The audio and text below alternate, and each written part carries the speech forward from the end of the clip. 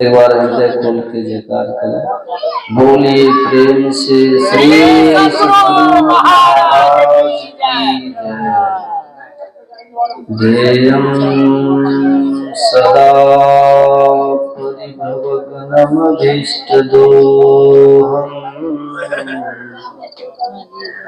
तीर्थास्पदं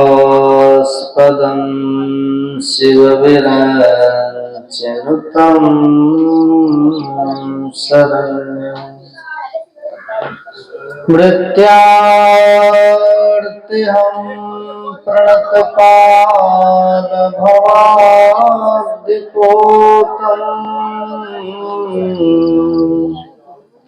वन्दे महापुरुषते चरणारविन्दम्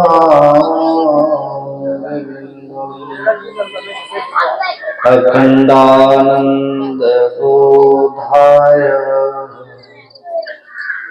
शिष्यसन्तापहारिणे सच्चिदानन्दरूपाय रामाय गुरुवे नमः। धन्य धन्य सतगुरु सुखद महिमा कही न जाए। जो कुछ कहूँ तुम्हारी कृपा मोते कछु न बसाए। बोलिए प्रेम से श्री सद्गुरु महाराज की जय।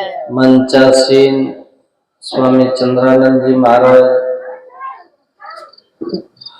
पूज्य माता जी,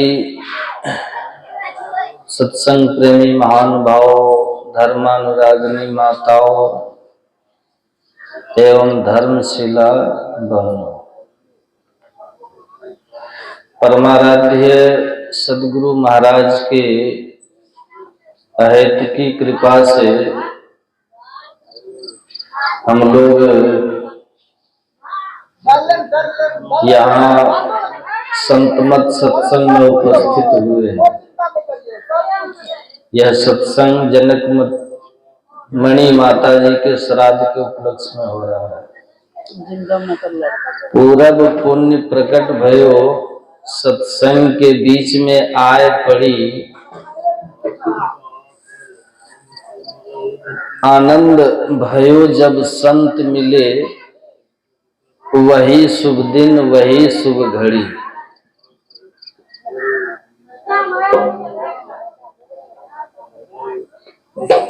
हमारे जन्म जन्मांतर के जब पुण्य प्रकट होते हैं तो हमें संत महापुरुषों के सानिध्य और उनके सद्विचारों को सुनने का अवसर मिलता है।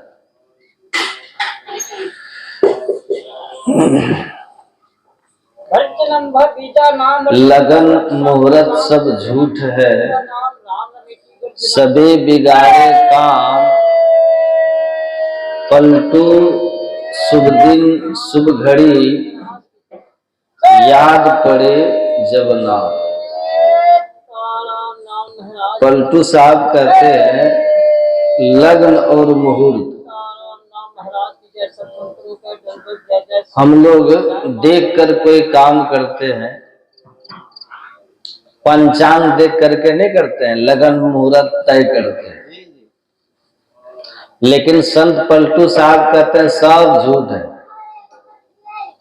ये काम बिगाड़ेंगे, आपके काम बनाएंगे। काम बनेगा कैसे? जीवन का शुभ दिन क्या है? जीवन में शुभ घड़ी क्या है? याद पड़े जब नाम। जब ईश्वर का स्मरण होता है, जिस क्षण हम परमात्मा को याद करते हैं, वही क्षण वही दिन शुभ घड़ी है और शुभ मुहूर्त है। नहीं बोल सकता है, हम बोलेंगे तुमको बोलने के लिए। कौन है वो काम इसलिए हनुमान जी ने कहा था, कह हनुमंत विपत्ति प्रभु सोई, जब तब सुमिरन भजन न होई।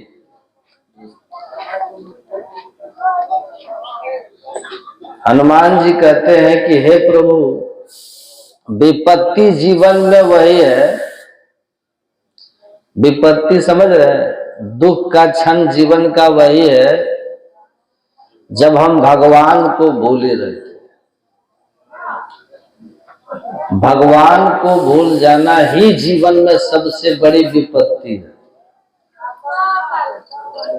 अब भगवान को याद करना ही सबसे बड़ा, बोलिए, अब नहीं बोल पाते हैं, संपत्ति है। सुख के माथे सिल पड़े, जो नाम हृदय से जाए, बलिहारी व दुख की, जो पल पल नाम रटा।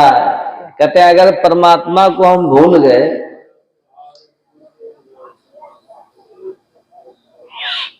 तो ऐसा सुख को आप दुख ही समझें।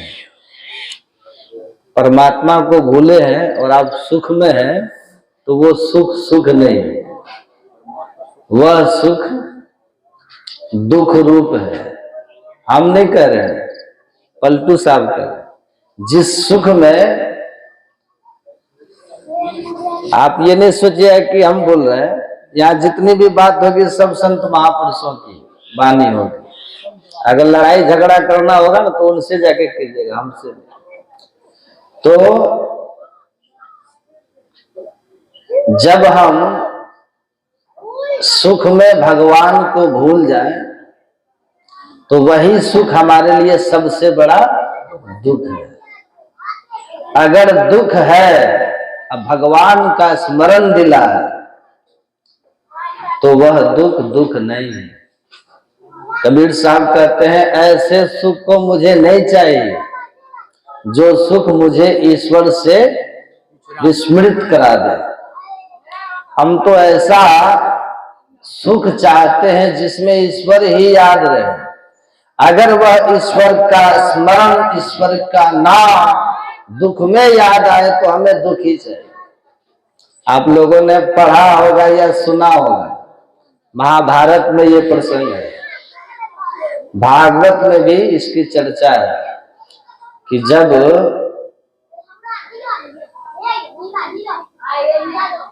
महाभारत का युद्ध जो कौरव और पांडवों के बीच लड़ा गया था समाप्त हो गया, पांडव जीत गए। जिनके पक्ष से कौन थे? भगवान श्री कृष्ण थे। तो अपनी फुआ जो पांडवों की माँ थी, क्या नाम था? माता कुंती। भगवान श्री कृष्ण जाकर के प्रणाम करके कहते हैं, फुआ आप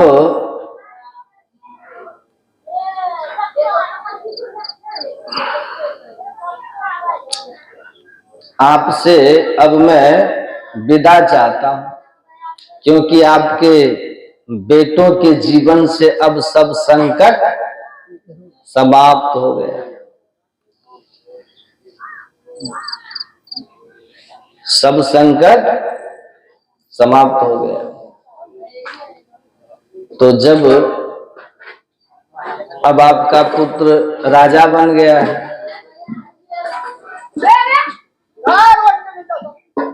तो पुत्र आपका राजा बन गया,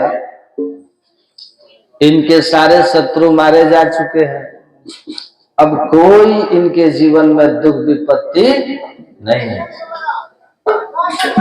कोई दुख विपत्ति नहीं है। तो मैं अब चलता हूं फुआ। तब माता कुंती कहती है, हे कृष्ण, मेरे जीवन में जब तक दुख था, मेरे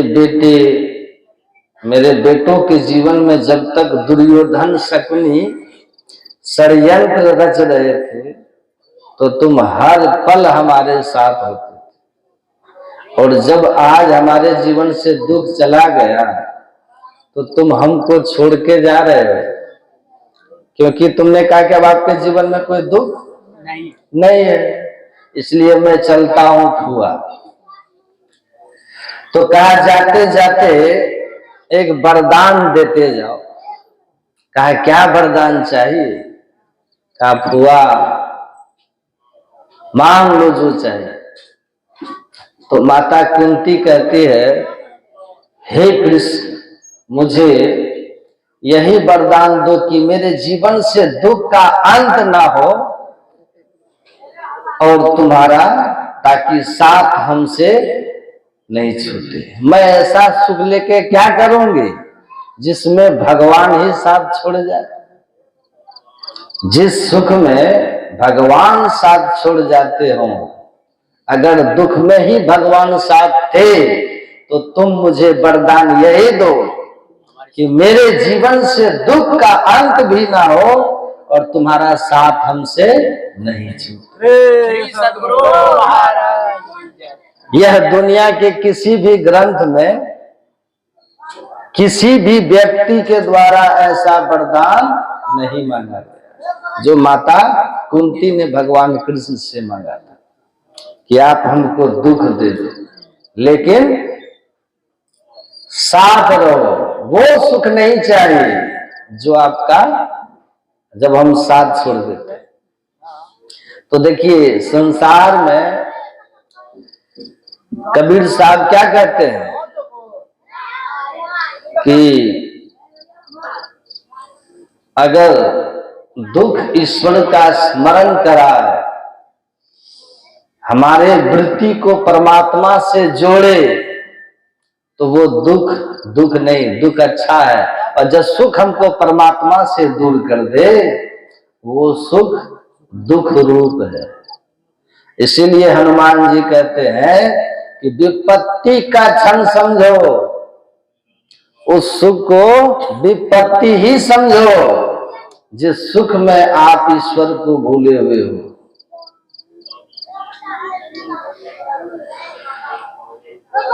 भगवान का स्मरण हो, भगवान की चर्चा हो, है ना। इसीलिए संत कबीर साहब ने कहा, संगत ही जल जाए न चर्चा राम की, दुल्ह बिना बारात कहो किस काम की। कबीर साहब कहते हैं वो ऐसे लोगों का संग जल जाए, मतलब समाप्त हो जाए, हमारे जीवन में ऐसे लोग ना रहे जिन लोगों का संग से भगवान की चर्चा ना हो, जिस संग में ईश्वर चर्चा नहीं, वो संग जल जाए। जैसे बारात में, बारात आप गए, बारात में दूल्हा नहीं हो तो उस बारात की किस बात की इज्जत की जाएगी। बारात कहती है कि दूल्हा होगा, और दूल्हा ही नहीं है तो बारात कैसा। तो दूल्हा बिना बारात कहूं किस काम की। जिस तरह बिना दूल्हे की बारात व्यर्थ है, वैसे वो चर्चा व्यर्थ है जिस चर्चा में ईश्वर चर्चा न हो, परमात्मा की चर्चा न हो। इसलिए कि आपने अभी पाठ में क्या सुना, क्या सुना? हे मनुष्यो, उस जगत प्रसव करता ईश्वर को जानने के लिए पहले बुद्धि योग, मानस योग और ज्योतियों का योग कीजिए। इस संसार को जन्म देने वाले कौन है? परमात्मा। उसको जानना ये मानव जीवन का लक्ष्य है, क्योंकि जो ईश्वर को नहीं जानते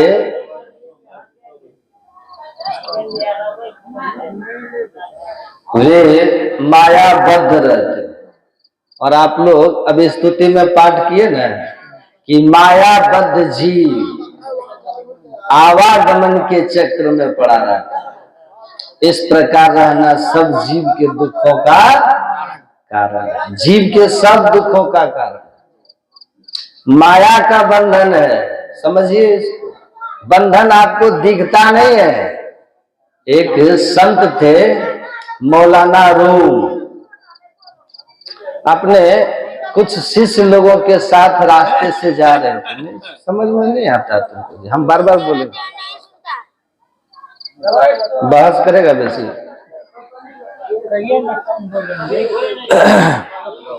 तो एक गाय खरीद के वो जा रहे थे किसान, तो गाय जाना नहीं चाहते थे। अपरिचित के साथ किसी को सुख महसूस, तो गाय जाना नहीं चाहती थी, तो रस्सी पकड़ के जबरदस्ती खींच के ले जा रहा है। बीच बीच में डंडे से मारता था किसान। तो संत ने अपने शिष्यों से पूछा कि यह बताओ, किसान और गाय में कौन बंधन में है और कौन मुक्त है? तो शिष्य लोगों ने कहा कि गाय बंधन में है, क्योंकि उसके गले में रस्सी है।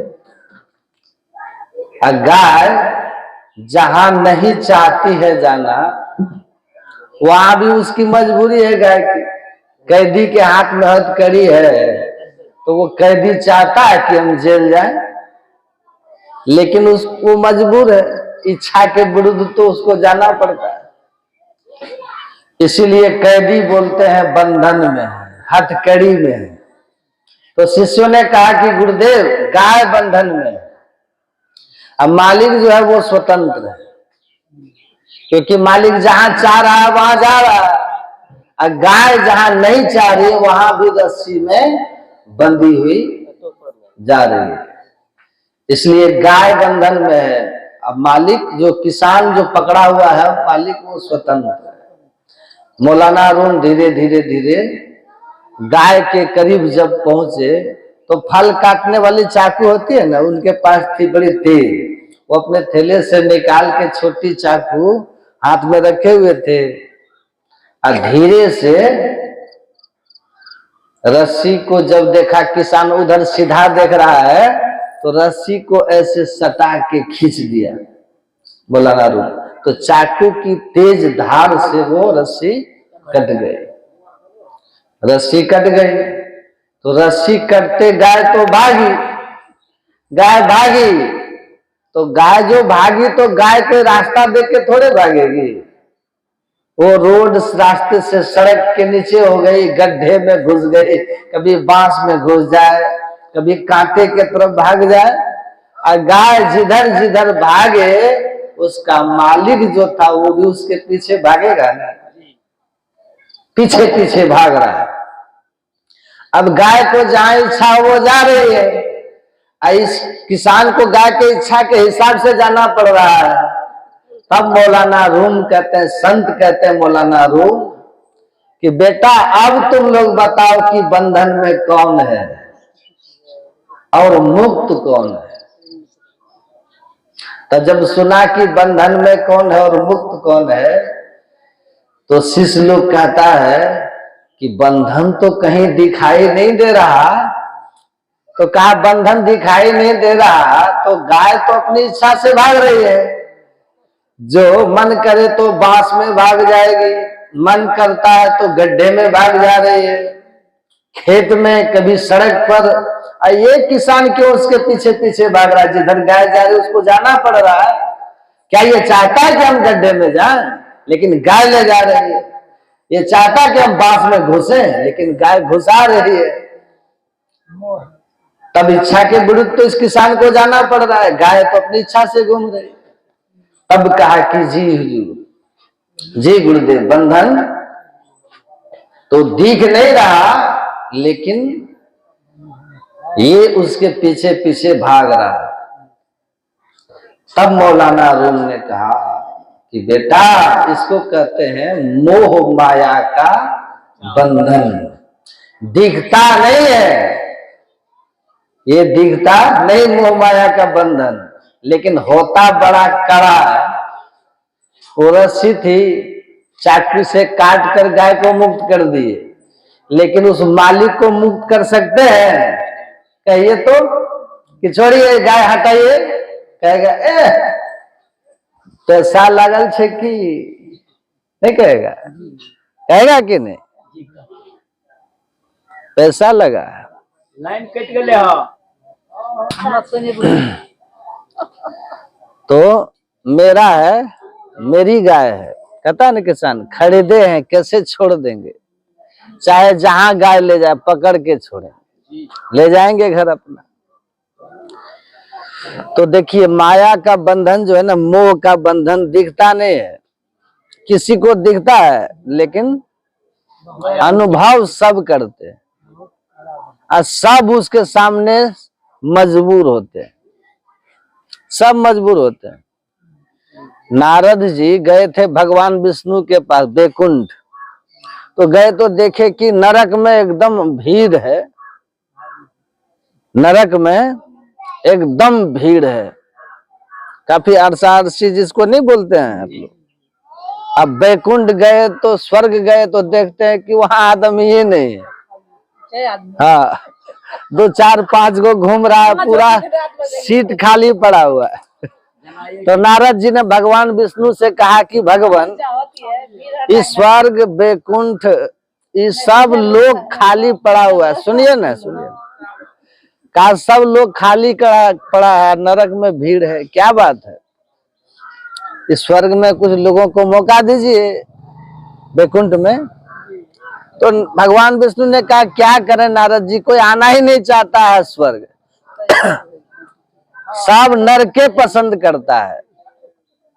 कहा कि क्या कर रहे हैं भगवान, नरक कौन चाहेगा, स्वर्ग तो सब चाहते हैं, बैकुंठ तो, कहा जाइए ना, स्वर्ग में सबसे ऊंचा स्वर्ग मेरा बैकुंठ है, हमारा धाम, तो बैकुंठे धाम में ले आइए जो धरती से आना चाहता है, जाइए धरती पर। तो नारद जी कहे कि जाते हैं, तुरंत बैकुंठ आपका भर देंगे। और नीचे जब आए धरती पर, देखा है वो सेठ जी टीका चंदन लगा के एकदम सुबह सुबह स्नान करके दुकान पर बैठ करके माला फेर रहे हैं। तो नारद जी ने कहा सेठ जी क्या हालचाल है, कहा ठीक ठाक है।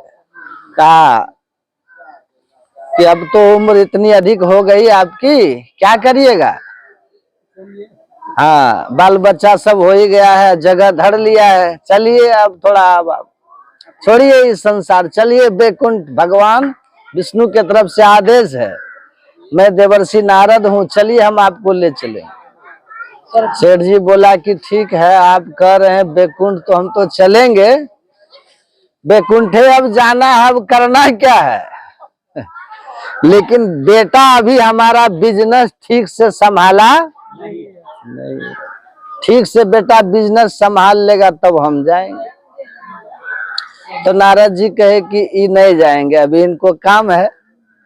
तो दूसरे जगह गए, वहां कहे कि आप चलिए, हाँ हाँ हाँ, वो किसान था, जा रहा था खेत के तरफ, कहा कि चलिए बुढ़ापा में अब कौन खेती, अरे बाल बच्चा को थमाइए, खेती गृहस्थी पशु पालन और चलिए भगवान के बैकुंठ धाम हटाइए ये सब, अब हम नारद हैं, भगवान विष्णु के तरफ से आए हैं, बैकुंठ वहां खा लिए, चलिए चलिए। तो वो किसान कहे कि नाना हम एकदम जाएंगे, आप चिंता मत कीजिए, हम एकदम जाएंगे, लेकिन थोड़ा कर्जा उर्जा है, अब बेटा उतना अभी समझदार नहीं है, कर्जा उर्जा उतार लेंगे और तब उसके बाद बैकुंठ के बारे में भी सोचा जाए।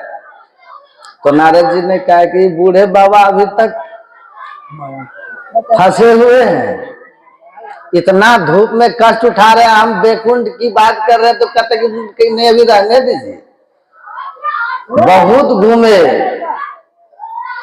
न महिला कोई बूढ़ी मिली न कोई पुरुष तैयार हुआ। आप लोग सुनिए ना, छोड़िए, लगा गए नारद जी, भगवान को कहते बैकुंठ में भीड़ कर देंगे, यहाँ तो एक आदमी नहीं जाने के लिए तैयार है, एक आदमी नहीं मिल रहा है, लाख दुख है नहीं जाना चाह रहा है। तो ऐसे ही गांव से गुजर रहे थे, जैसे परमानंदपुर चौक है ना, परमानंद नहीं है चौक है ना, तो वहां देखते हैं कि एक बूढ़ा वो एक नौजवान मार रहा है, 4-5 थाप मार दिया, बूढ़ा को पैसा छीन लिया। अब उसके बाद बूढ़ा कहता हे भगवान हमको उठा लीजिए, यही दिन दिखाने के लिए रखे थे। सब इज्जत चौपट हो गई। नारद जी ने कहा क्या हो गया, क्या हो गया इज्जत चौपट, क्या हो गया, क्या हो गया। नारद जी को थोड़ा आस जगी कि चलो कम से कम एक आदमी मिल गया जो कहता भगवान हमको उठा लीजिए, अब हम दुनिया को क्या मुंह दिखाएंगे, लोग क्या कहेगा। नारद जी पूछे क्या बात है, क्या ये मेरा पोता है बाबा, जुआ शराब नशा में पड़ गया है। हम पहले नौकरी करते थे, रिटायर हो गए हैं, पेंशन मिला था, आज हमको पेंशन उठा के जा रहे थे कि घर में कुछ काम वाम करवाएंगे, आकर के पोता पैसा मांगने लगा। हम जानते थे कि जुआ शराब में खर्च कर देगा, हम नहीं दे रहे थे पैसा, तो पोता हमको मारने लगा। हम मार के पैसा भी छीन लिया और चला गया। बताइए बाबा, जिन लोगों के लिए हम इतना किए, यही पोता आज हमको पीट दिया। अब हमको जीने का इच्छा नहीं। हे भगवान कहिया उठाइएगा, कब उठाइएगा, अब हम चले जाएंगे। नारद जी ने कहा आप चिंता मत कीजिए, हम देवर्षि नारद हैं, हम देवर्षि नारद। भगवान विष्णु ने कहा कि बैकुंठ खाली पड़ा हुआ है, जो भी आना चाहे उसको लेके आइए। बड़ा अच्छा हुआ, आपका पीछे का क्या हुआ, क्या है क्या नहीं है, भगवान का आदेश है बैकुंठ के लिए। चलिए छोड़िए, अब बैकुंठ चलते हैं। पोता मार दिया आपको, पब्लिक में आप भड़का भी रहे कि बूढ़ा जल्दी निकल ले, एक भी साथ हो जाए तो इज्जत रह जाएगी ना। जल्दी चलिए निकलिए, आप क्या कीजिएगा यहाँ रह के दुनिया में, चौक चौराहा पर पोता सबके सामने पीट दिया आपको, अब आप दुनिया में मत रहिए, दुखी रहिएगा। नारद जी का उपदेश सुनकर के बूढ़ा भड़क गए, कहा कि दिमाग खराब है, साधु महात्मा आपको क्या मालूम, बाल बच्चा है, पोता पोती है, कि आप जानिएगा क्या होता है पोता पोती, क्या होता है दादा पोता का प्रेम मोह। अरे हमको पोता है तब न मारा, जिसको है ही नहीं क्या मारेगा। हमको पोता है तब न मारा, तुम तो भी आए नहीं किया, तुमको क्या, तुम क्या जानोगे, तुम पोता पोती, हमको है तो मारा, मारा मारा। चलिए बेटी पोता को छोड़ के बेटी नारद जी के धन्य है प्रभु आपकी माया। चौक पर पिटाता है लेकिन फिर भी बैकुंठ नहीं जाना चाहता। देखिए माया का जो बंधन है ना, ये बड़ा कठिन बंधन है, इसी के कारण दुनिया में बड़ा गंजन है। तो महापुरुष यही समझाते हैं कि ये जब तक माया का बंधन रहेगा ना, दिखता नहीं है लेकिन बड़ा कष्ट देता है, समझ गए। देखिएगा बेटा गिर गया, छोट बेटा को लगा, वो रो रहा है कि नहीं रो रहा, माँ ये पहले रोना शुरू कर देगी, अरे बाप नहीं करता है। छोट तो बेटा को लगा, माँ काहे रो रही है, बच्चे का मोह है, मोह है।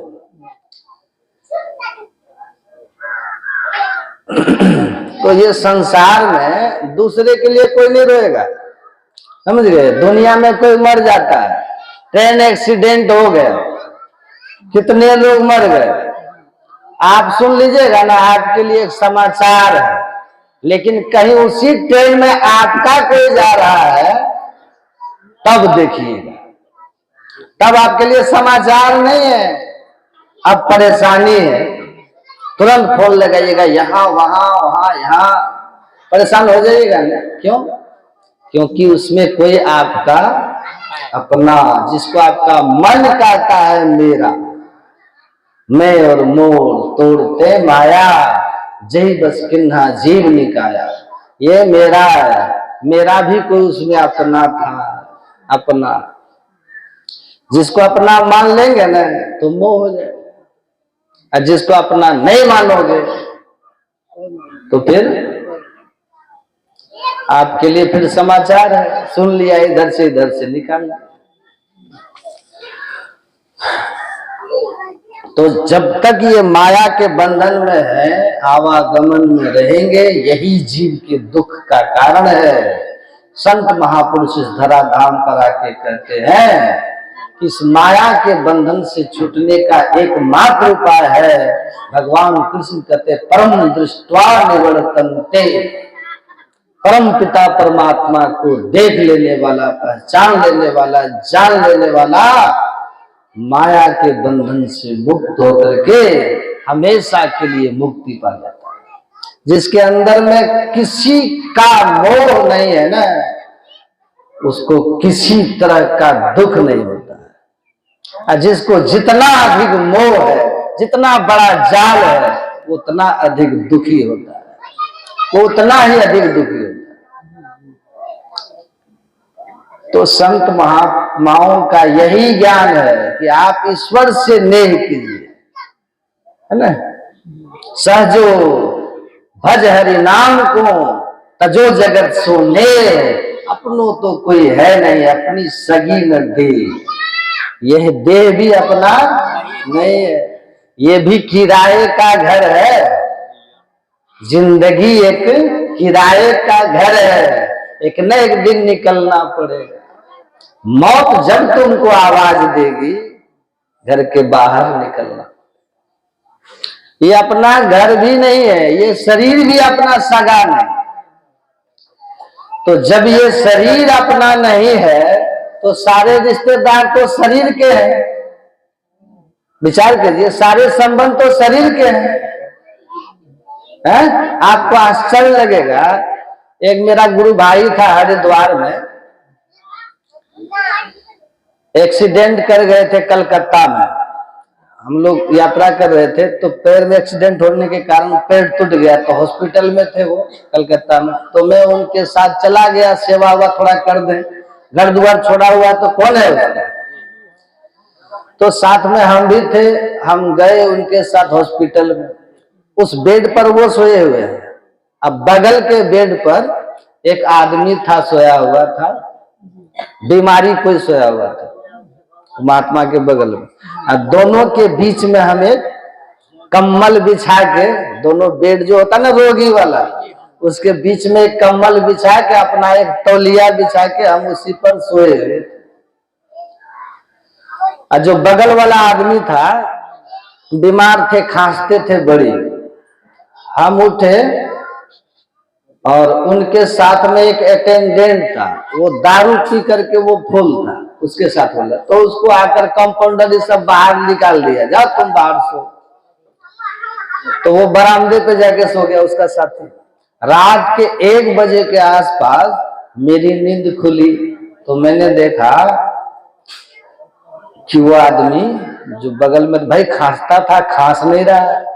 तो हम उधर पेशाब करके उधर से लौट के आए, तो देखे कि आंख एकदम खुली हुई है उसकी, आंसू यहां तक आके रुका हुआ, आंख खुली हुई ऐसे।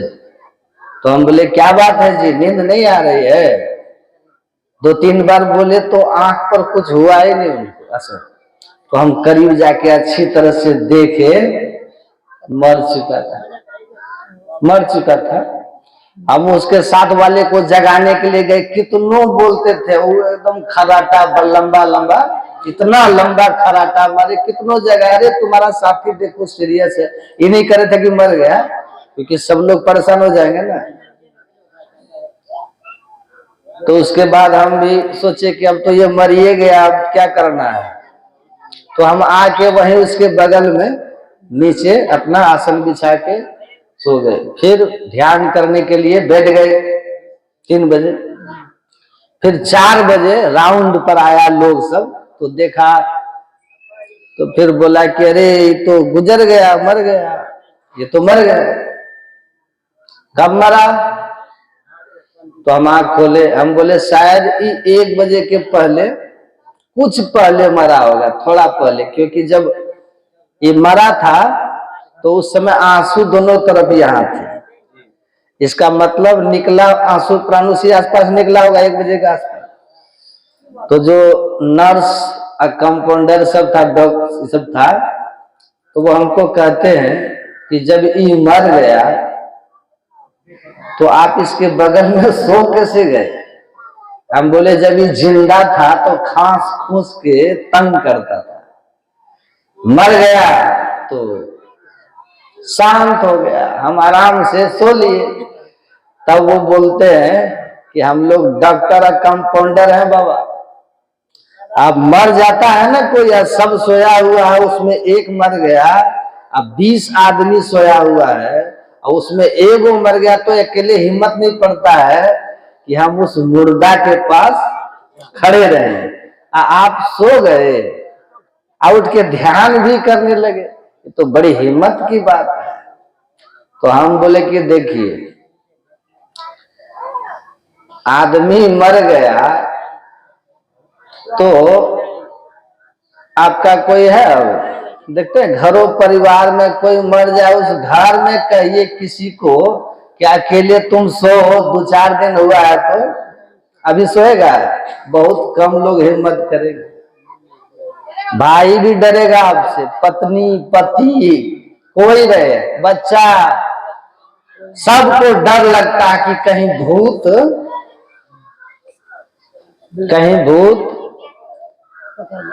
देह पे न चढ़ जाया। कितना प्रेम है संसार में, देख लीजिए। घर से कहत सवेरे काढ़ो, भूत होई घर खई है, जा दिन मन पंछी उड़ जाइए। इसलिए कहा नर वपु धड़ जो जन नहीं गुरु के, जम के मार्ग जय हैं, सूरदास भगवंत भजन बिनु वृथा जन्म गए। संत सुंदरदास सूरदास जी कहते जो मनुष्य शरीर धारण करके संतों के शरण में नहीं गया, सदगुरु की युक्ति नहीं ली, वो मरने के बाद जम के मार्ग में जाएगा।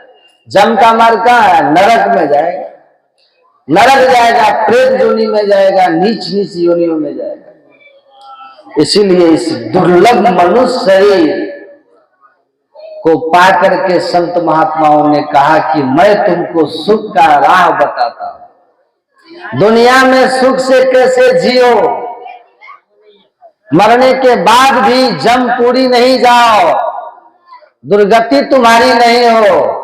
इसीलिए संत महापुरुष लोग कहते हैं आपको संतों का संग करना होगा, मतलब सत्संग करना होगा, बुद्धि योग करनी होगी।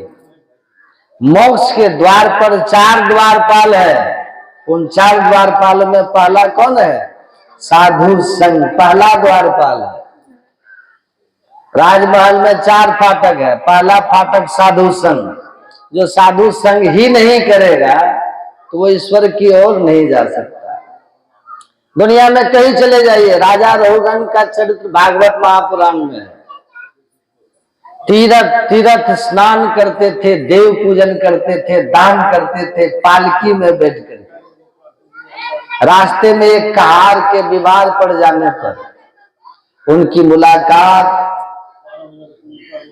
अनायास ईश्वर की कृपा से कही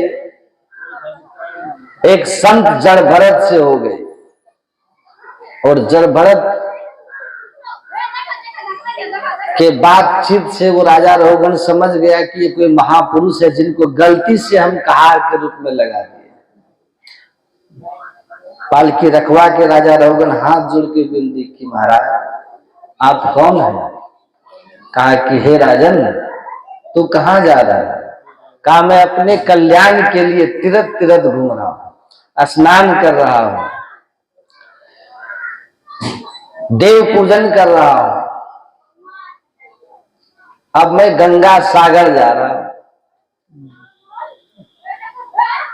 संत जड़ भरत जी ने कहा कि ये कल्याण का मार्ग नहीं, ये कल्याण का मार्ग नहीं है, इससे पाप नहीं धुलने वाला, इससे सदगति नहीं होने वाली। तो कहा महाराज तो कल्याण का रास्ता क्या है? भागवत महापुराण में, मैं भागवत कथा भी सुनाता हूं, उसमें राजा रघुगण को संत जड़ भरत जी कहते हैं रहु गणे तत्तपसा नयाति नच जया निरोपना गृहद्वा न छंद समामेव जलाभिषेय बिना महत्पाद रजोभिषेकम। कहते हैं सुनो, न तप करने से एक पैर पे खड़ा हो गए, चारों तरफ आग जला करके बीच में बैठ गए। अनेक तरह से लोग उपवास भी करते हैं, कहा न तप से, न उपवास से, न व्रत से, न यज्ञ से। बड़े बड़े विष्णु यज्ञ, कौन कौन यज्ञ करते हैं लोग, सुन रहे हैं आप लोग? सुने होंगे, महाभारत में ही लिखा है, राजा श्वेत की कथा सुने हैं?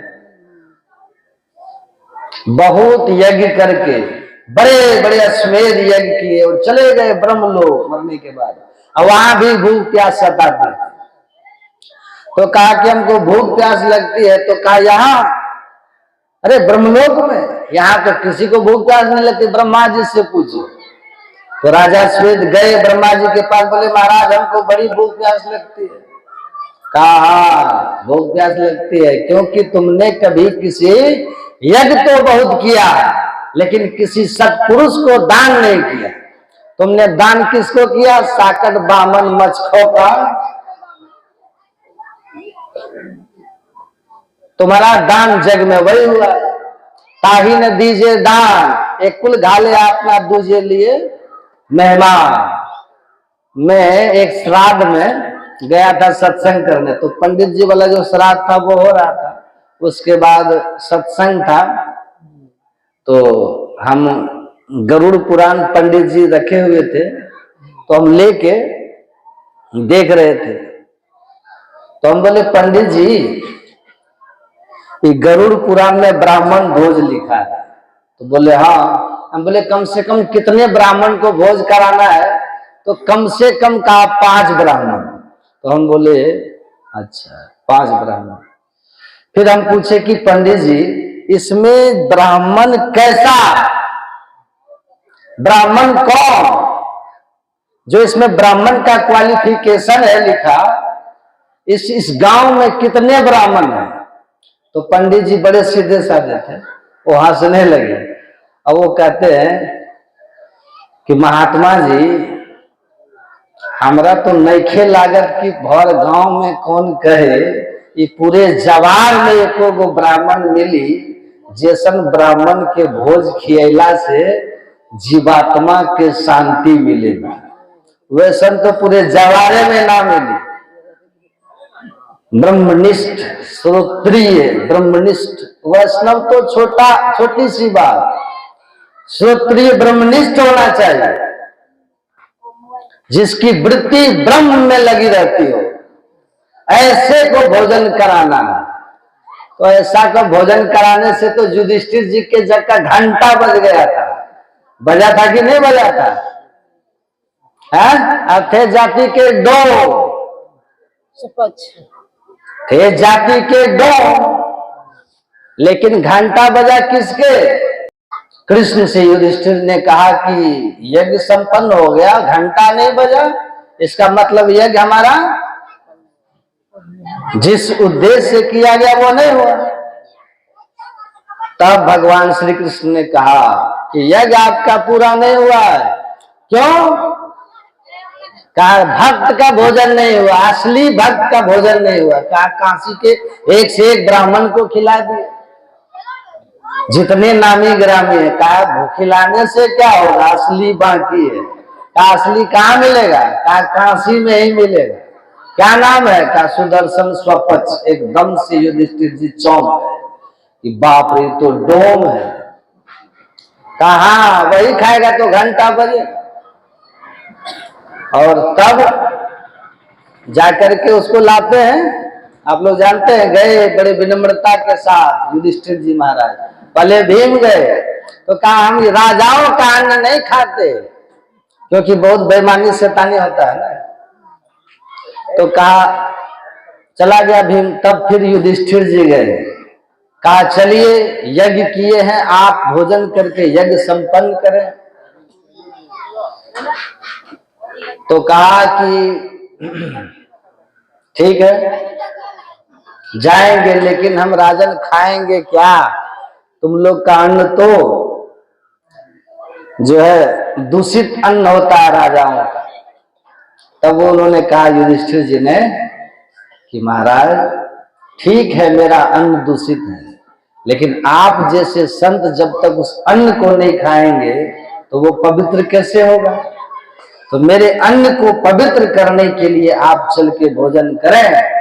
तो कहा तुम राजा हो के भी बड़े विनम्र हो, हम जरूर जाए, क्योंकि साधु भूखा भाव का, धन का भूखा नहीं, जो भूखा है धन का सो तो साधु नहीं। तो भाव का भूखा चले गए, तो वो चले गए, भोजन किया, 56 भोग बना था। द्रौपदी खुद बनाई थी कि आज ऐसे भक्त आ रहे हैं जिसके खाने से घंटा बजेगा। तो सबकी उत्सुकता थी ना, जब खाने बैठे तो सबको मिला दिया। 56 अलग अलग जो कटोरे में थे सबको खिचड़ी मिला करके एक बार मुंह में लिया। जैसे मुंह में अन्न गया कि अपने आप वहां घंटा टन से घंटा बज गया, यज्ञ पूरा। अब दूसरा कर मुंह पे ला करके नीचे कहा कि ये क्या हुआ महाराज, क्यों छोड़ दिए, खाइए खाइए। स्वपक्ष ने कहा पहला कौर भक्त का और दूसरा खाऊं तो डोम का। तो कहा नहीं समझे महाराज, क्या त्रुटि हो गई? कहा आप अपनी महारानी द्रौपदी से पूछ लीजिए, द्रौपदी से पूछ लीजिए।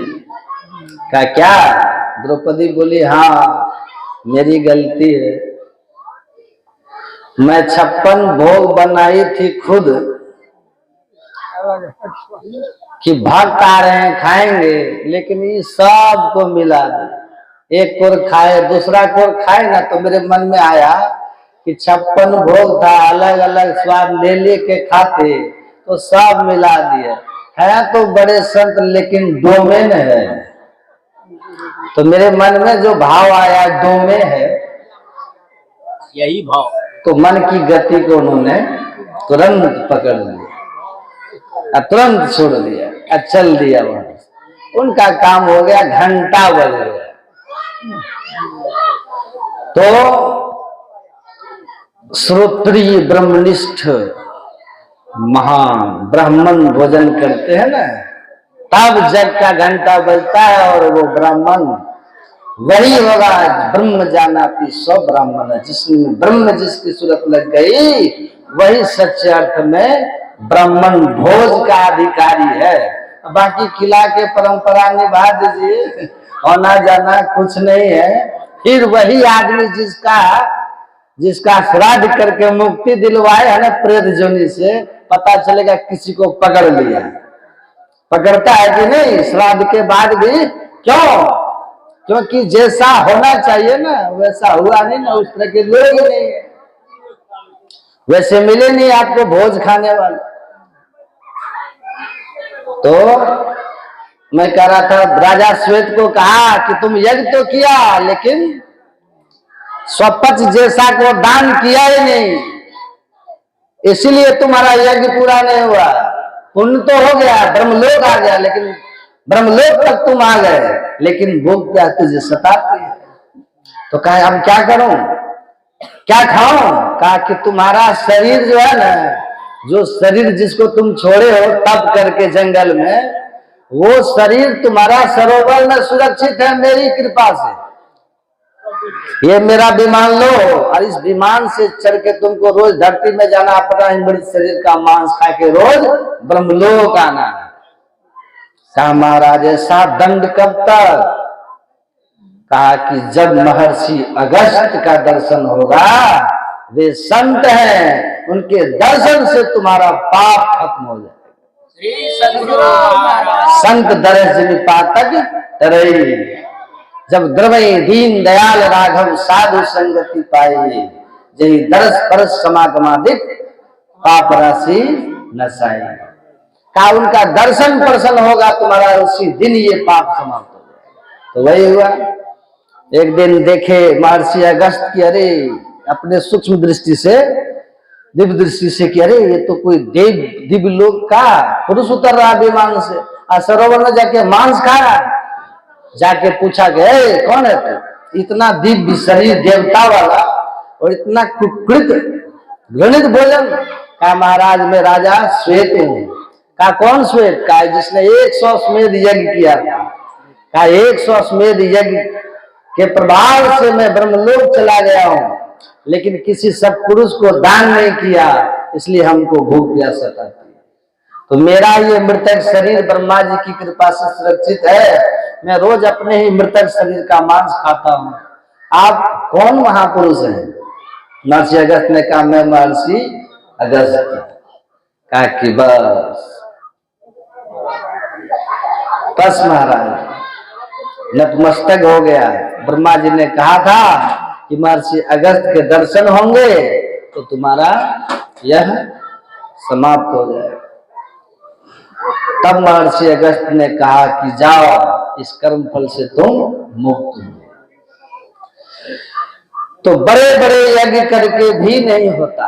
यही बात समझा रहे हैं रघुगण को, राजा रघुगण को जड़ भरत कह रहे हैं। बड़े बड़े तप करने से, यज्ञ करने से, व्रत करने से, तीर्थ स्नान करने से, दान करने से, देव मूर्तियों के पूजन करने से, सूर्य को जल चढ़ाने से, हे राजन दुनिया के किसी भी बाहरी पूजा पाठ यज्ञ हवन व्रत तप से आप अपने कर्मों के फल से बच नहीं सकते, आप मुक्ति नहीं पा सकते, जन्म मरण से छूट नहीं सकते, पाप आपका नाश नहीं हो सकता है जब तक कि आप किसी महत्पाद रजोगुण से कम, जब तक कि किसी संत सदगुरु की चरण धूलि से अपने को नहीं नहलाओ।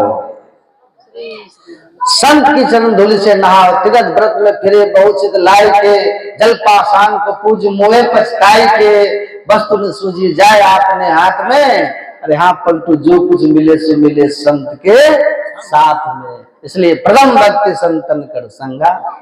भगवान श्री राम ने कहा पहली भक्ति सत्संग है, और यही वेद भगवान भी कह रहे हैं कि परमात्मा को पा करके सारे दुख से छूटना चाहते हो तो उसकी पहली शर्त है कि बुद्धि योग सत्संग करो। मोक्ष में जाना चाहते हो, मोक्ष मतलब दुख से छुट्टी, तो उसकी पहली शर्त है कि पहले द्वारपाल अर्थात साधु से मिलो, सत्संग में आओ, संतों को सुनो। जही मार्ग सुखी साध लखावे, यही मन चलत सबे सुख पावे, पाए सुख हरि कृपा संसार आशा तजी रहे, सपन हो नहीं दुख दोष दर्शन बात कोटिक को कहे। तो आप सत्संग कीजिए, बुद्धि योग कीजिए, घूमते रहिएगा दुनिया में, भ्रमित बन के रहिएगा। संस्कार जन्म जन्म से बुद्धि में बैठा दिया गया, बुद्धि में बैठा दिया गया, उसी को लोग पकड़ के रखता है। हम सत्संग कर रहे थे बंगाल में,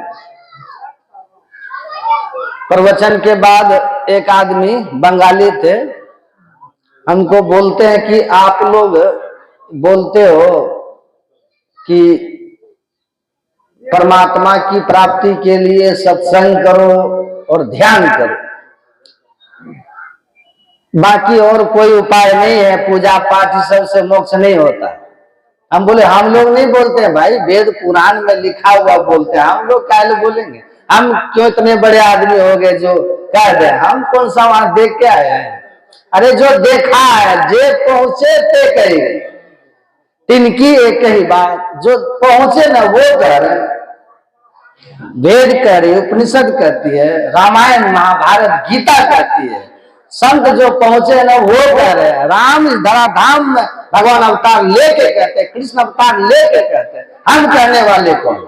हम तो केवल उनका संदेश सुनाते हैं कि तुम मान लो तो तुम्हारा भी कल्याण नहीं है, नहीं तो मेरी न मानो जमराज तो मनाएगा, तेरा किया डंडा मार के भुगताएगा। हमको मत मानो, जमराज की तब मानोगे। तो आप तो कहते परंपरा, हम बोले परंपरा अगर गलत हो ना तो उसको नहीं मानना चाहिए। उसको नहीं मानना चाहिए। बोला कैसे? हमने कहा कि इस देश में एक परंपरा थी, जब पति मर जाता था तो पत्नी को जिंदा जला दिया जाता था, उसको सती प्रथा कहते थे। इसी देश हाँ, वो अच्छा था कि खराब था? कहा कि वो तो खराब प्रथा था, अमानवीय प्रथा थी। हम बोले कि जिस समय राजा राम मोहन राय, ईश्वर चंद्र विद्यासागर जैसे महापुरुष इस परंपरा के विरोध में आवाज उठाया, इस परंपरा के विरोध में आवाज उठाए, तो लोगों ने उस समय उनको क्या कहा कि ये धर्म विरोधी है, ईसाइयों का एजेंट है, अंग्रेजों का एजेंट है, उन सब से मिलकर हिंदू धर्म को खत्म करना चाहता है, हिंदू धर्म को खत्म करना चाहता है। जो हिंदू धर्म को वो साफ कर रहे थे, साफ सुथरा कर रहे थे। तो उन्होंने संघर्ष किया ना, सती प्रथा खत्म हो गई। आज आप लोग कह रहे हो ना कि ये बहुत अमानवीय प्रथा थी, पशु वाली प्रथा थी, वो मनुष्य की प्रथा नहीं थी, वो परंपरा पाशविक परंपरा थी। और आज बुद्धि का स्तर ऊपर उठ गया, शिक्षा का समझ और सोच ऊंचा उठ गया है, तो आप सब आदमी, एक आदमी नहीं मिलेगा जो कहेगा वो ठीक था। लेकिन उस समय बुद्धि की स्तर जो था, ईश्वर चंद्र, राजा राम मोहन राय, विवेकानंद, इन लोगों की बड़ी ऊंची थी, जहां उन लोगों की नहीं थी। हम लोग समझ रहे हैं? वैसे ही होता है, संत अपने समय से बहुत आगे देखते हैं, जान ये तीन काल कर ज्ञान है। संत की समझ, संत की सोच बहुत आगे होती है। आप आगे जाके कहते हैं, आगे वाली पीढ़ी कहती है कि बहुत अच्छा हुआ, अभी वाली पीढ़ी लाठी लेके खड़ी हो जाती है, लाठी लेके खड़ी हो जाती है। कबीर साहब 72 कसनी पर रोंदा गया, आज पत्थर पूजे हरी मिले तो मैं पूजू पहाड़, याते तो चक्की भली पीस खाए संसार। 72 कसनी हाथी से बंधवाया गया, पत्थर में बांधा गया, कितने नई कुकृत उनके साथ में, लोगों ने क्या क्या नहीं उनको तंग किया, लेकिन वो अड़े गए हैं, क्योंकि उनको मालूम था ना कि सत्य पर अडिग रहो, सत्यमेव जयते। हम मर जाएंगे, शरीर हमारा मार दिया जाएगा, लेकिन हमारे विचार को कोई नहीं मार सकेगा। विचार नहीं मरता, समझ गए? वो टिका रह जाएगा। ऐसे ये ज्ञान दुनिया में नहीं फैला है, संतों की बड़ी कुर्बानी है इसके पीछे, समझ रहे हैं? पलटू साहब क्या कहे थे? उनको जिंदा आग में झोंक दिया गया, यही कहने के लिए, यही कहते थे कि अरे हाँ पलटू, जो कुछ मिले सो मिले संत के साथ में, तीरथ व्रत में फिरे बहुचित लाई के, जल पाखान को पूज मुहे पछताई के।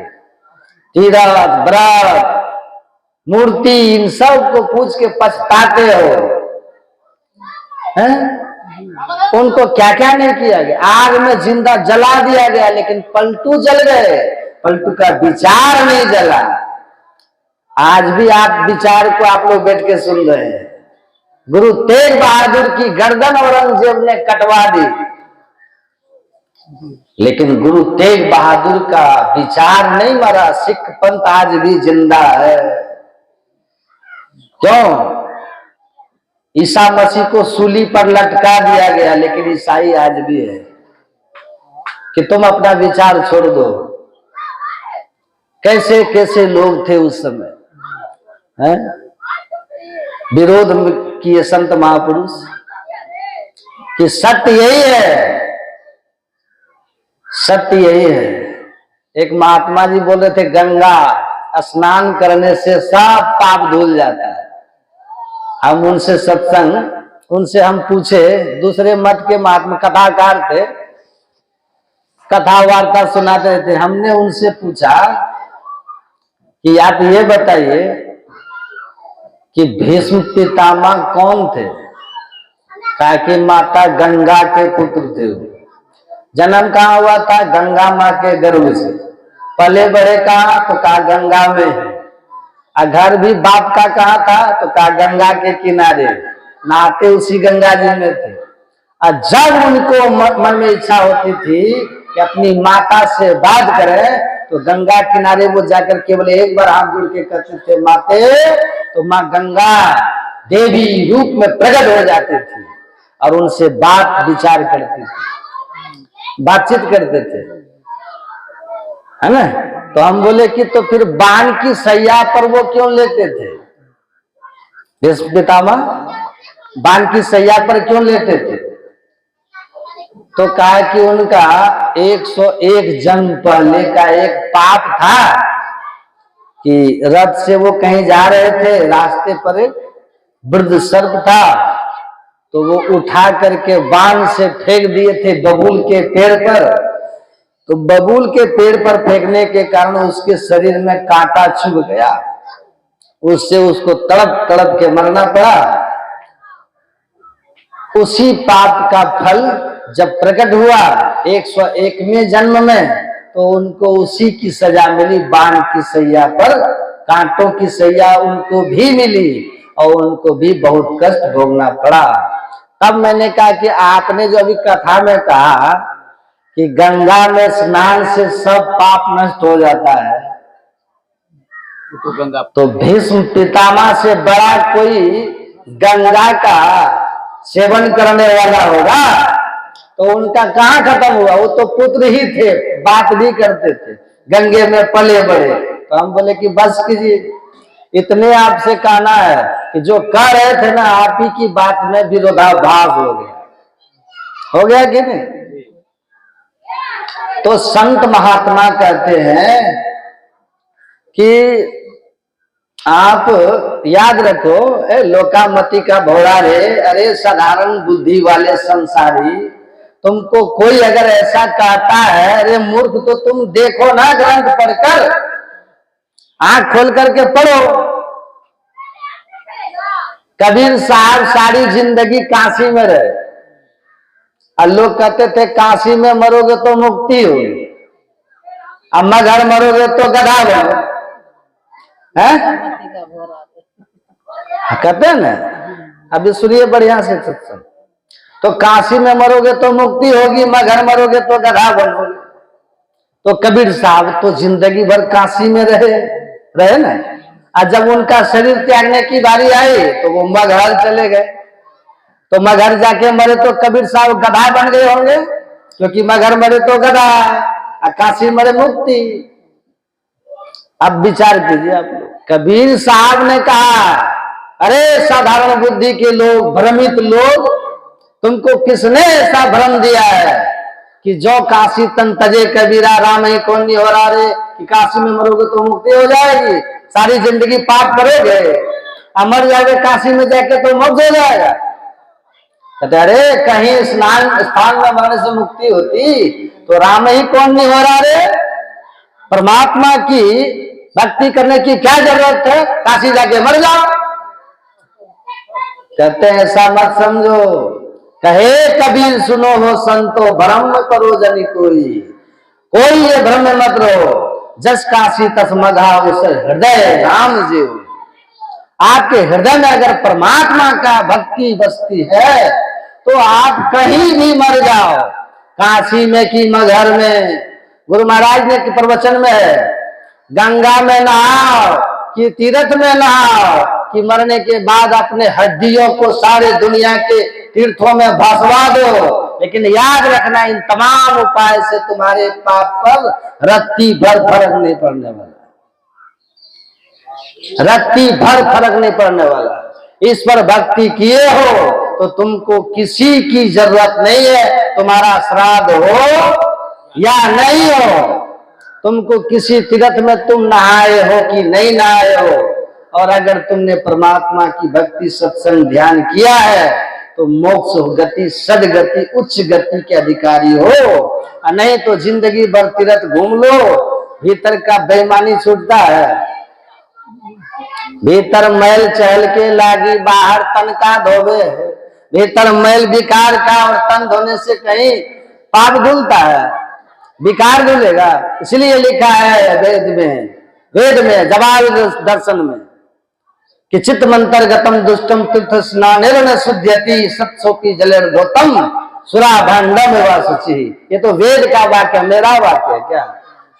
कि चित्त में लगा हुआ काम क्रोध लोभ मोह मद, ये सब क्या है? काम क्रोध मद लोभ सब नाक नरक कर्पण त्रिविधम नरकेश्वरम कामस क्रोधस तथा लोभ। भगवान कृष्ण कहते हैं काम क्रोध लोभ ये सब नरक के द्वार है। विभीषण रावण को कहते हैं ना, काम क्रोध मद लोभ सब नाक नरक कर्पण। आपके हृदय में काम क्रोध लोभ मोह भरा है, ये सब नरक का रास्ता है। तो कहते हैं कि भीतर तो नरक का राह काम क्रोध लोभ मोह भरा हुआ है, ईर्ष्या द्वेष। तीर्थ में तन धो दिया तो ईर्ष्या द्वेष खत्म हो गया। ये नरक का मार्ग तो रह ही गया, कारण तो रह गया, तो क्या होगा आपका? तो नरक जाओगे। तो वेद भगवान कहते हैं कि आपके हृदय में जो विकार है ये तीर्थ में स्नान करने से नहीं धुलेगा। किस तरह से? का दारू का बोतल, सील पैक दारू का बोतल हो, सब दुनिया के तीर्थ में नहवा दीजिए और उसके बाद ढक्कन खोल के जरा देखिए, उसका सेंट लीजिए कि उसकी दुर्गंधी चली गई की है। ऊपर बोतल कितना भी डूबेगा ना, भीतर मदिरा की दुर्गंधी नहीं जाने वाली। वैसे ही तन कितना भी डुबा दो, मन के मैल नहीं जाने वाले हैं। अब मन के मैल नहीं जाएंगे तो नरक जाने से आपको कोई नहीं रोक सकता। इसलिए कहा काम क्रोध के रहते स्वर्ग के और सदगति के कामना मूर्ख है, बिल्कुल भ्रम में है। कोई आपको कहता है न ठगता है। इसीलिए कहा आप स्नान तीर्थों में नहीं करके संतों के ज्ञान में स्नान कीजिए, संत के ज्ञान में। इसलिए कहा लहि चार सुने समझे जन मुदित मन मज्जयते अनुराग लहि चार फलछत तनु साधु समाज प्रयाग। संत समाज रूपी प्रयाग चलता फिरता हुआ तीर्थराज का मुद मंगल में संत समाज जो जग जंगम तीर्थ राज। ये चलता फिरता हुआ तीर्थराज प्रयाग है। इस तीर्थराज प्रयाग में जो आकर के सुनेंगे, प्रेम से श्रद्धा से सुनते हैं, समझते हैं और इस ज्ञान को अपने जीवन में उतारते हैं तो आज धन की प्राप्ति होती है, धर्म की प्राप्ति होती है। संसार के अच्छे अच्छे शुभ भोग, पद प्रतिष्ठा, मकान, गाड़ी, इज्जत, संतान, सब की प्राप्ति होती है। और क्या? फिर मुक्ति, जन्म मरण से छुट्टी, सारे दुख से छुट्टी, परमात्मा का धाम भी मिल जाता है। अब क्या चाहिए? इतनी महिमा है ये चलता फिरता तीर्थराज प्रयाग। इसलिए जिस धर्म ग्रंथ को आप पढ़िएगा सब में आप यही पाइएगा कि सत्संग के बिना कल्याण नहीं हो सकता। कल्याण का मार्ग सत्संग है। इसलिए सत्संग में आना चाहिए, सुनना चाहिए। गुरु महाराज कहते हैं कहाँ हो कटपट टिहू के पार में साईं बसे ही अंतरे। परमात्मा तुम्हारे अंदर में बसते हैं और तुम कहाँ खोजने जा रहे हो? जो मिलन को चाहता चटपट से कर संग संतरे। सारे दुख जीवन के चले जाएंगे, हर धर्म काम मोक्ष सब प्राप्त हो जाएगा। लेकिन उस परमात्मा को मिलने का प्रयास करो और वो परमात्मा तुम्हारे अंदर में ही है, जो अंधकार प्रकाश और शब्द के तीन माइक पर्दों में है। तुम घूंघट का पट खोल रहे तो को पीर मिलेंगे। आपके ऊपर घूंघट का पट है और सामने ही पिया है और घूंघट है तो दर्शन होगा, और घूंघट उठाएंगे तो दर्शन हो जाएगा। तो कहते हैं परमात्मा सब जगह है, लेकिन आपके ऊपर ये माया का पर्दा है। इस माया के पर्दे को संतों के उपदेश को सुनिए, समझिए, उनसे युक्ति लेकर के साधन कीजिए। माया के ये घूंघट रूपी पट हट जाएंगे, परमात्मा आपको अपने अंदर में ही प्रकट हो जाएंगे। फिर सब जगह परमात्मा का दर्शन होगा। मोतियाबिंद की बीमारी हो जाती है, सामने वस्तु है मेरे सुझत नहीं, उठा के नहीं घुमा सकता है। उनको सब साफ साफ दिख रहा था। वैसे है ना, जिस आंख से परमात्मा नजर आते हैं वो आत्मदृष्टि कहलाता है। उस आत्मदृष्टि पर माया का पर्दा है। उस माया के पर्दे रूपी मोतियाबिंद को काट दीजिएगा ना, तो परमात्मा सब जगह है। ऐसा नहीं है कि यहाँ है और वहां नहीं है। ईश्वर सब जगह है, सब में है। मेहंदी में लाली, दूध घी में फूल में बात समान। मेहंदी में पत्ता में सब जगह लाली रहती है ना। दूध में जहां जहां दूध वहां वहां मक्खन। हर दूध के कण कण में मक्खन भी घी है। उसी तरह, लेकिन आप मक्खन को नहीं देखते हैं, दूध को तो देखते हैं, पर मक्खन है। पर एक प्रक्रिया है ना, दूध को पेड़ते हैं, मक्खन निकालते हैं, मक्खन को गरमाते हैं, दाढ़ी अलग घी अलग, तब घी मिल जाता है। और तब घी का जो काम है पूरी बनना बनता है। वैसे ही परमात्मा सब जगह है, लेकिन आपकी आंख नहीं है जो उस परमात्मा को पा सके। परमात्मा के आपके अंदर में भी है, लेकिन आप उसको नहीं पा सकते। एक प्रक्रिया करना होगा, वो ध्यान साधना है।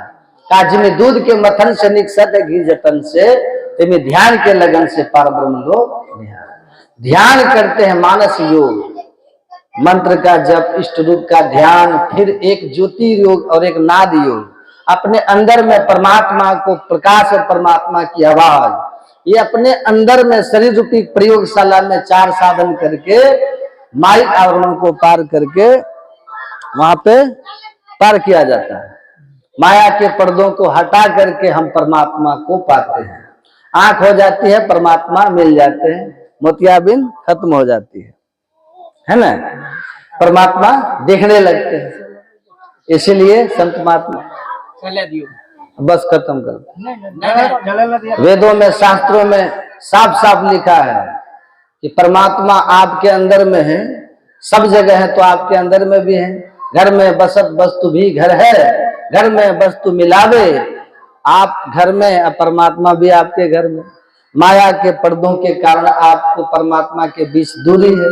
उस माया के पर्दे को ध्यान साधना के द्वारा हटा लीजिए। उसका माध्यम यही सत्संग है, क्योंकि बिन सत्संग ज्ञान नहीं उपजे।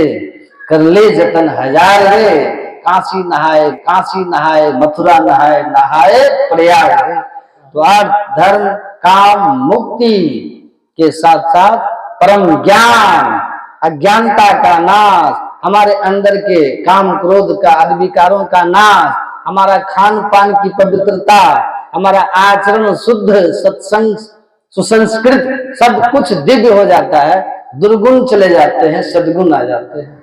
इसलिए मीराबाई कहती है, मनवा राम नाम रस पीजे, तजी कुसंग सत्संग में बैठ नित, हरि चर्चा सुन लीजिए। कुसंग का त्याग कीजिए, ऐसे लोगों का संग, ऐसे भजो मन हरि विमुखन को संग, जाके संग कुमति उपजत है पड़त भजन में भंग। कहते ऐसे लोग जो आपको कुबुद्धि से भरते हो ना, दारू पियो, नशा खाओ, मछली खाओ, मांस खाओ, सब कुछ खाओ पियो, भगवान कौन देखा है मरने के बाद, स्वर्ग नरक है कि नहीं, जब तक है खूब जम के खाओ पियो। ऐसे जो आपको गलत आचरण, गलत संस्कार देते हो, ऐसे लोगों से दूर रहकर ऐसों के संग में बैठो जो आपको भगवान से, सच्चरित्रता से, विकार से, बड़े बूढ़ों का मान आदर देने की शिक्षा दीक्षा देता हो, सेवा की शिक्षा देता हो। तो ऐसे लोगों के संग में रहिएगा ना, तो आपके अंदर भी उस संग का रंग लगेगा, आप में भी गुण आ जाएगा, और उस गुण के प्रभाव से आप भी दिव्य हो जाइएगा और परमात्मा की प्राप्ति कर मुक्ति प्राप्त करेंगे। ये सब कुछ सत्संग से होता है। गुरु महाराज कहते थे, जैसे धरती से अनेक तरह के फल फूल, खनिज, अनाज सब धरती से न प्रकट होते हैं, हमारे जीवन को सुख पहुंचाते हैं। उसी तरह ये जो सत्संग है, जो इस सत्संग को छोड़ को पकड़ लेता है, उसको दुनिया का हर तरह का सुख की प्राप्ति होती है, मुक्ति की प्राप्ति होती है। ऐसा दुर्लभ संजोग जीवन में आता है, तो महापुरुष लोग कहते हैं कि यह संजोग मिला है। भगवान राम ने कहा, पुंज बिन मिले न संता, सत्संगति संसर्ति कर अंता। जब जीवन में पुण्य का पुंज जमा होता है तो संत मिलते हैं, और उनके संग से दुख नाश होता है। और साथ ही साथ भगवान शिव ने कहा, गिरजा संत समागम समन लाभ कछुआन, बिनु हरि कृपा न होए सो, गा वही वेद पुराण। जीव के जीवन का सारे दुख का अंत हो जाए, है ना। जिस भोजन में नमक नहीं है उसका स्वाद कुछ भी नहीं, फीका, स्वाद फीका। तो जीवन में भक्ति का नमक जब पड़ता है ना, तो आपके जीवन में आनंद आ जाता है, स्वाद बढ़ जाता है, जीवन शांति में, सुख में और आनंद में हो जाता है कि शांति, सुख और आनंद जीवन में आ जाता है। इसीलिए धन हो अच्छी बात है कि नहीं, संतान हो अच्छी बात है, आप भाग्यशाली है, आपको धन है, आपको मकान है, सब कुछ है ना, है ना, सब कुछ है। और अगर आपके पास इसके साथ भक्ति हो जाए तो सोने में सुहागा, और नहीं तो ये सब अभी है, फिर छूट जाएगा, फिर आगे भी दुखी और शांति यहाँ भी नहीं है। तो अपने आप में रहिए। इधर तीज होता है ना, तीज, करवा चौथ कब है? कल है ना। किस लिए करते हैं? पति के लिए करते हैं ना, पति के लिए करते हैं, पति की लंबी आयु के लिए। हमारे गांव में हमारे संबंध की भाभी लोग होता है ना, तो बगल में नदी है, वहां जहां नदी है, मैं उस दिन तक टहल रहा था, हम पूछे अरे कहाँ जा रहे, हमको नहीं पता था कि भोरे भोरे कहाँ जा रहे, लोग को जाता नहीं था। तो हम ऐसे पूछे कि उनसे पूछे कि कहाँ जा रहे हैं आप लोग, कहाँ जा रहे हो तुम लोग? तो बोलती है कि तीज, भाई यही सब पूजा वूजा। हम बोले तीज, बोले हाँ अच्छा अच्छा, तो तीज क्यों होता है? हम पूछे हंसी में तीज क्यों होता है? तो वो लोग कुछ नहीं बोली, लेकिन एक जो बूढ़ी थी साथ में, वो बोलती है कि मतलब वो बोली अपने, मतलब तुम कहाँ से जानेगा, ये तीज दुल्हा के लंबा आयु के लिए होता है, पति की लंबी आयु के लिए करवा चौथ करता है, तीज करता है। तो हम बोले हम नहीं कहते, हम लोग जल्दी खत्म हो जाएंगे, हम लोग तो जल्दी ना खत्म हो जाएंगे, क्योंकि हमारे लिए तो कोई तीज करने वाला नहीं है, तो हम तो जल्दी खत्म हो जाएंगे। हम बोले चलिए, हमको तो पता नहीं था कि लंबी आयु के लिए एक तो रखना चाहिए, होना चाहिए। अरे हम तो लोकले, हम तो बोले अनजाने में रह गए, लगता है कि 2-4 साल के अंदर हम लोग खत्म हो जाएंगे। हम ऐसे ही बोले तो कहता नहीं नहीं नहीं, तो अब देखिए वही लोग बोलती है कि नहीं नहीं काल जल्दी खत्म हो जाइएगा, बहुत दिन दीजिएगा। हम बोले क्यों, हमारे लिए कोई प्रार्थना नहीं करने वाले। तब बोलते गए एक तो समझ गए चार प्रचलन है, तो आप ये जान लीजिए कि किसी के तीज रखने से आपकी आयु बढ़ने वाली नहीं है, एकदम जान लीजिए। बरगद के पूजा करके बर की आयु बढ़ जाती, बर की, तो कहना ही क्या था, कोई जवानी में विधवा नहीं होते भाई, सब अपने अपने कुलकृत कर्म से है और अपने कर्म का फल भोग रहे हैं। बस इतना तो है कि आपके लिए कोई भूखा रहेगा तो थोड़ा सहानुभूति तो हो जाता है मन में कि भाई मेरे सुख के लिए, मेरी लंबी आयु के लिए 24 घंटा ही पानी तक नहीं, तो थोड़ा जो झगड़ा लड़ाई करता है थोड़ा ठंडा हो जाएगा कि भला चाहती है, नहीं है, थोड़ा ठंडा नहीं हो जाएंगे, आपको भी लगेगा कि मेरे हित का चिंतन करने वाली है, तो थोड़ा सहानुभूति हो जाती है। तो वो थोड़ा ये पक्ष अच्छा है, आपस में मेल प्रेम बढ़ सकता है, ये तो मैं मानता हूँ। उसके साथ कुछ अच्छा होगा कि भूखे रह जाने से जो है ना क्या होता है, आप शरीर को बड़ा लाभ होता है। उपवास भी शरीर के स्वास्थ्य के लिए बहुत जरूरी है। तो आप जैसे दूसरों के लिए शुभ सोचते हैं, उपवास करते हैं, तो आपको शारीरिक लाभ सबसे पहले मिलेगा, मानसिक शांति भी मिलेगी व्रत करने वाले को। इसलिए व्रत कोई बेकार चीज नहीं है, ठीक है, लेकिन उसको समझ के कीजिएगा, तब उसको समझ के कीजिए, ये आपस का मेल प्रेम हमारा बढ़ेगा और हमारा शरीर स्वस्थ रहेगा, ऐसा ज्ञान रख करके कीजिए, है ना, तो लाभ होगा। और उससे जो सोचिएगा कि बढ़ जाएगा आयु,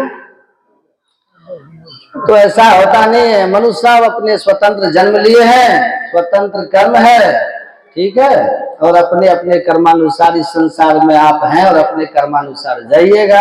आपकी आयु हमारे से नहीं बढ़ेगी, हमारी आयु आपसे नहीं बढ़ेगी। बस कर्म के सिद्धांत को पकड़िए और उसको पकड़ के रखिए। जान लीजिए कि मनुष्य शरीर देव दुर्लभ है मोक्ष का द्वार है, इसको संवारना है, और नहीं तो पछताना पड़ेगा, यहाँ भी दुखी और परलोक में भी दुखी। तो आत्मा की अमरता और कर्म के सिद्धांत ने धर्म की रचना की, धर्म बना। श्राद्ध के जितने भी कर्म कांड बने, जितने भी बने, जो सार्थक है, उन सब के पीछे यही दो सिद्धांत काम करता है। इसलिए इसको जान लीजिए, समझिए, संत अनुभव किए, ग्रंथ में लिखे और अपने जीवन को सार्थक कीजिए। हमारे पूज्य माता जी, जनकमणि माता जी अपने जीवन को उस तरह चलाए, जितना भी हुआ थोड़ा ही भक्ति भजन जो किए।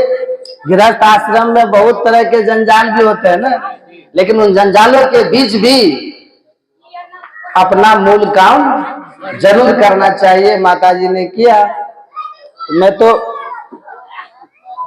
मरने के पहले भी मैं आया था, यहाँ सत्संग किए थे, मैंने उनको ज्ञान भी दिया थोड़ा बहुत। तो जीवन ठीक ठाक ही था। आप समाज के लोग जानते किसका बेईमानी किए नहीं किए, है ना, आप लोग जानते हैं। तो मैंने कभी इनकी शिकायत भी नहीं सुनी, और मुझे जहां तक जितनी बार में मिला उससे मुझे लगा कि माताजी बहुत भीतर से सीधे सादी थी, मतलब छल कपट वाली नहीं थी। और जिसको छल कपट नहीं है, तो भगवान राम कहे निर्मल मन जन सो मोहि भावा। भगवान कहते जो छल कपट से रहित है ना, ऐसा हृदय वाला मुझको भाते हैं। और जो भगवान को भाते हैं ना, भगवान कहते वो हमको पावा, वो हमको पाते हैं। तो भगवान की कृपा के अधिकारी बन के दुनिया से गए, तो उसके लिए हम लोग को अफसोस नहीं करना चाहिए। साध मुए क्या रोइए जो अपने घर जाए, रोइए साकट बाप जो हाथों हाथ बिका। अपनी आत्मा को सही दिशा देकर, जीवन को सही दिशा देकर आत्मोन्नति की ओर जो गया हो, सदगति की ओर जो गया हो, उसके लिए रोना उचित नहीं है। तो रोइए उनके लिए जो देव दुर्लभ मनुष्य शरीर पाकर और कुकर्मों में रह करके अपने जीवन को, अनमोल जीवन को हाथ से निकाल दिया। अब की चूक माफ ना होगी, दुल्हन अचल मुकाम। तो मैं इनके प्रति श्रद्धा अर्पित करता हूँ और गुरु महाराज से प्रार्थना करता हूँ कि उनको अपने शरण में रखे, शांति उनके जीवन में मिले, और उनके परिवार के ऊपर जो ये जो अचानक ये जो विपदा आई, गुरु महाराज की कृपा से सब ठीक ठाक हो जाए। और बच्चों को आपस में सबके मिलकर रहना चाहिए। मेल में रहिएगा तो बहुत बल है, अब बेमेल होके रहिएगा तो बहुत कमजोर हो जाइएगा। कमजोर बन जाएगा। हाँ, इसलिए मेल में रहिए। 5 भाई पांडव आपस में मेल में थे, 100 कौरवों में मेल नहीं था। विजय किनको मिली? पांडव। एक तो धर्म पर थे, दूसरा मेल में थे। तो सत्य पर चलिए, मेल से रहिए, सुखी रहिएगा। इन्हीं शुभकामनाओं के साथ आप सबके लिए भी मेरी शुभकामना। बोलिए श्री सतगुरु महाराज की जय।